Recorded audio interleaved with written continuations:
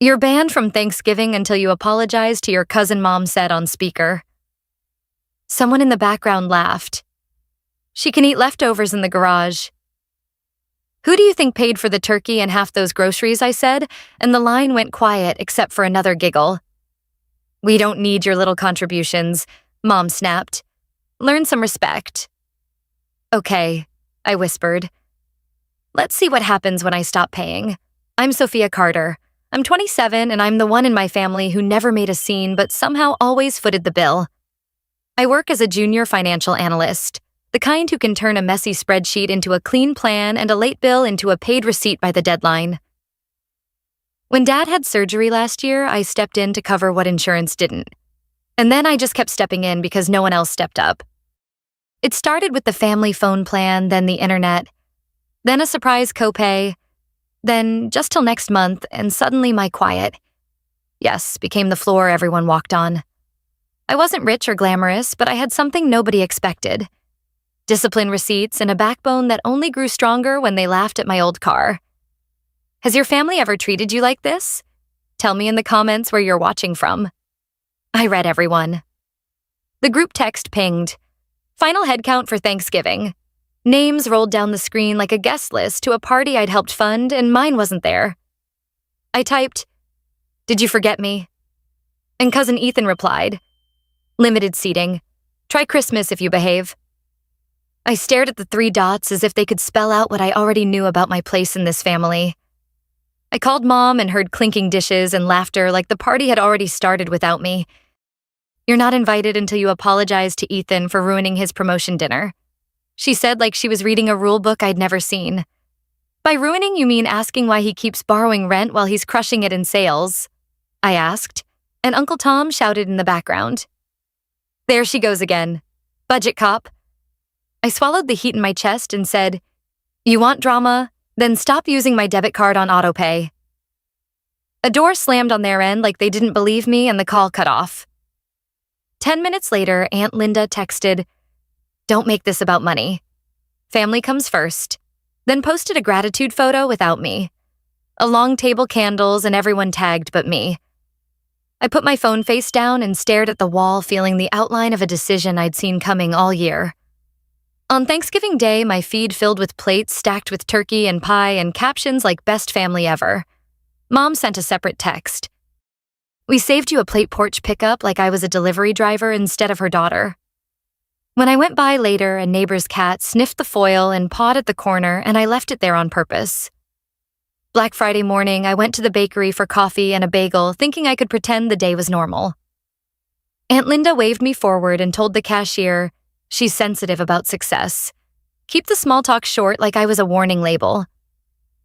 The woman behind me muttered, "Ouch." And the cashier kept her eyes on the till.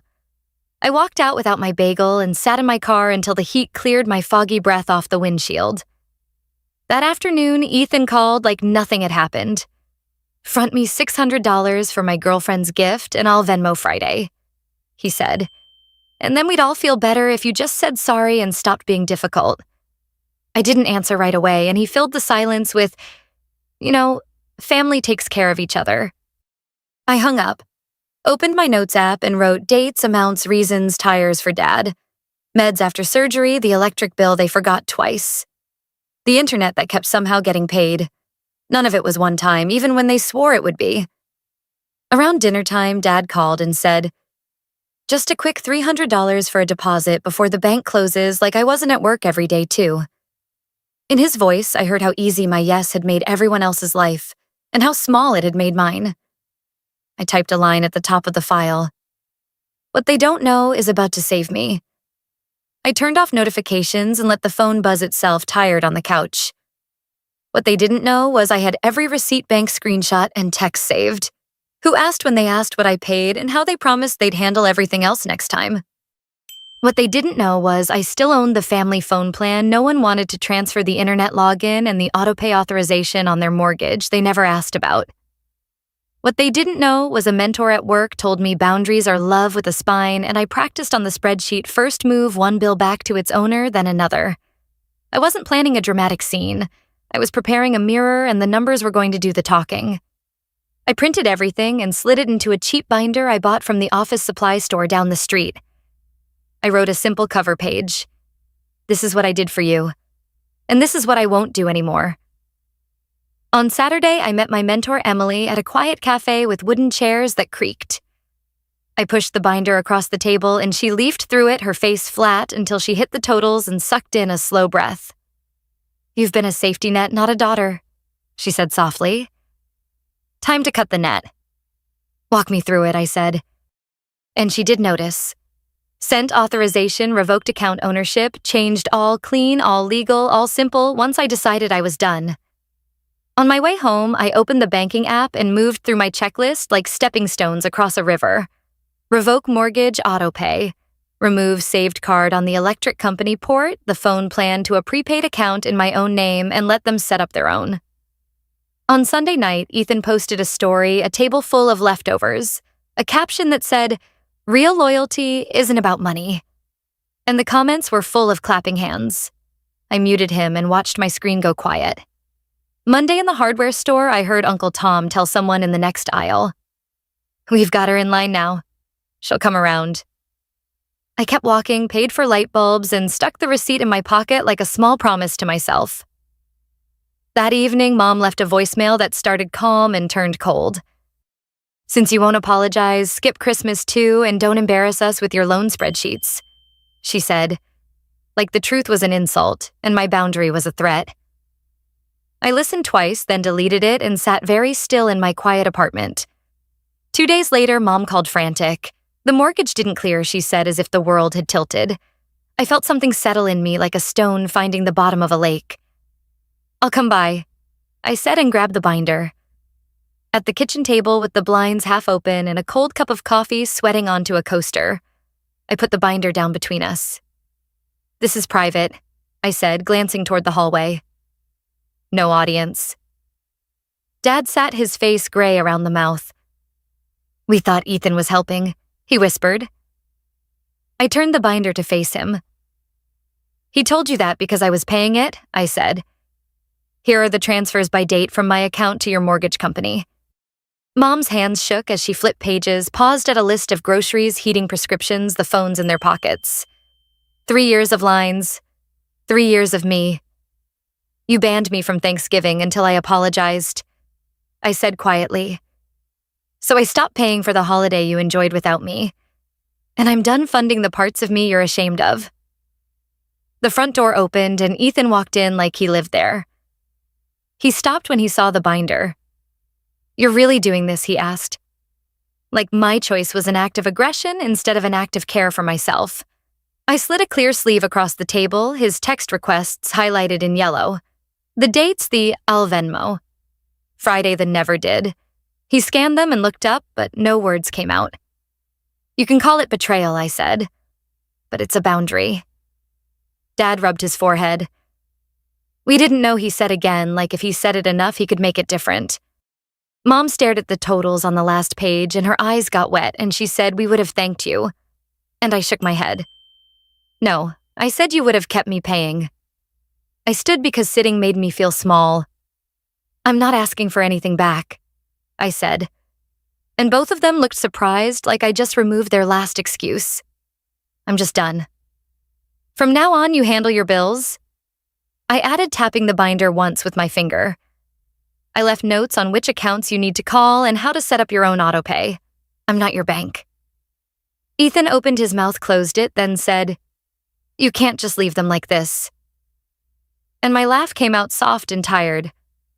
"I'm leaving them like adults," I said. "Which you also are." He looked away first. Dad tried again. "What about Christmas?" he asked, voice thin. "I'll see how I feel," I said. And I meant it in a way I'd never allowed myself to mean anything in this family. I tucked the binder under my arm and walked out into a bright, ugly afternoon that felt cleaner than any holiday table I'd been left off. On the drive home, the light turned red and I felt a sudden rush of fear. What if they cut me off for real? What if no one called again? Then the green arrow flashed and I turned and I realized I'd been living in fear of that silence for years. Maybe it was exactly what I needed. By the next week, the group chat posted, who can help reorganize bills with a string of awkward emojis and 0 volunteers. Someone added Ethan and he sent a single eye roll. Then the chat went quiet. I watched the dots appear and disappear and felt nothing but relief. Aunt Linda posted a quote about humility, and for the first time in a long time, no one tagged me under it. Ethan's weekend photo dumps slowed. Fewer dinners out, more nights in with old board games and dim lamps. Mom texted me a recipe for a casserole like nothing had happened, and I didn't respond. 2 days later, she sent a longer text. I didn't realize how much you did. Followed by, we'll figure it out. I read it twice and put my phone down. That night, I made tea in my small kitchen and balanced my own budget and smiled at how simple the numbers looked when they only belonged to me. I wish I could say there was one big apology and a neat bow at the end. There wasn't Sarah, there were smaller things. Dad calling to ask how to set up autopay, and actually writing down the steps. Mom paying a bill late and paying the fee herself without asking me to fix it. Ethan not texting, which might be the most honest thing he's done in months. Emily checking in to ask, how's your piece, and me answering quieter. I kept the binder on my shelf, not as a threat, but as a memory of what I let go and what I chose instead. A week before Christmas, Mom called and said, if you want to come, there's a seat. And her voice had less iron and more air. I asked, is there also respect? And we both let the question hang there. We're trying, she said. And I believe she meant it even if she didn't know how yet. I'll think about it, I said. And after we hung up, I sat in the dark with the tree lights on, and the room smelled like pine and orange peels. I thought about how many times I bought peace with money, called it love. I thought about the plate on the porch and the cat who probably had a better Thanksgiving than I did. Then I thought about the moment at the kitchen table when the numbers finally said what I never could without being called dramatic. I realized I never wanted to go back to being the person who apologized for saving people from their choices. On Christmas Eve, I took a walk in my neighborhood and watched the windows glow. A couple argued softly and then laughed, and a kid pressed his face to the glass to watch snow flurries catch the streetlight. My phone buzzed. Ethan, for the first time since the binder I didn't know he wrote. Then I'm sorry. I stood under a tree and read it twice and didn't reply. Not yet. I turned off my screen and kept walking, and each breath felt like it belonged to me. New Year's Day, I cleaned my apartment and found the old envelope where I used to tuck receipts for family emergencies. I threw it away. I made a new folder called Plans, and inside I put a list of classes I wanted to take and a savings goal for a trip I'd been putting off.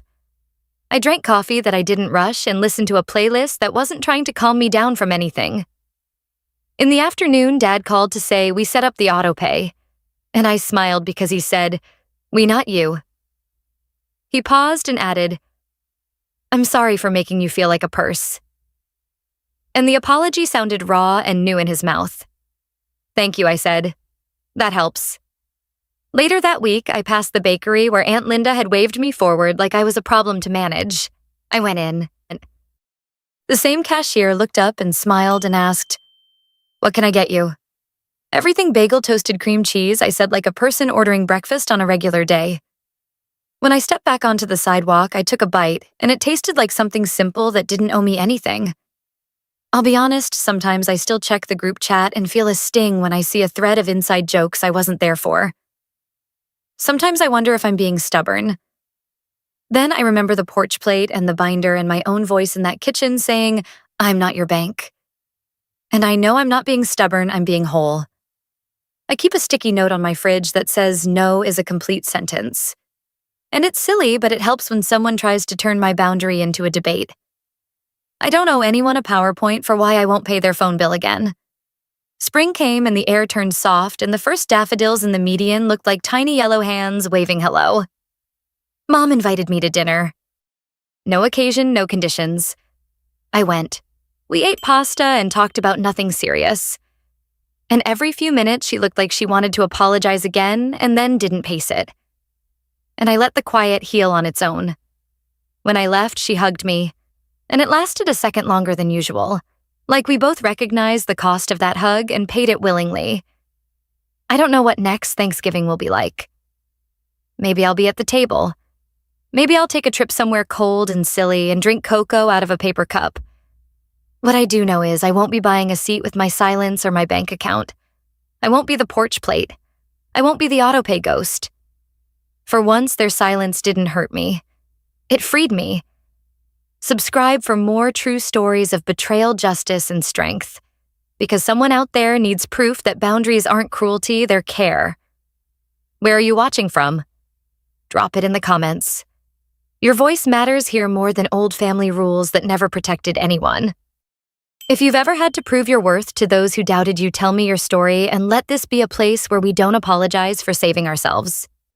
Sofia's story teaches the power of boundaries and self-respect. It shows that enabling others by always saying yes can erode your own worth, leaving you feeling invisible. Her journey highlights that love doesn't mean funding others' lives at your expense. Setting boundaries isn't betrayal. It's self-care with a spine. By documenting her contributions and confronting her family with evidence, Sofia reclaimed her agency, proving that truth can speak louder than drama. The lesson is clear: you don't owe anyone your resources to prove your love.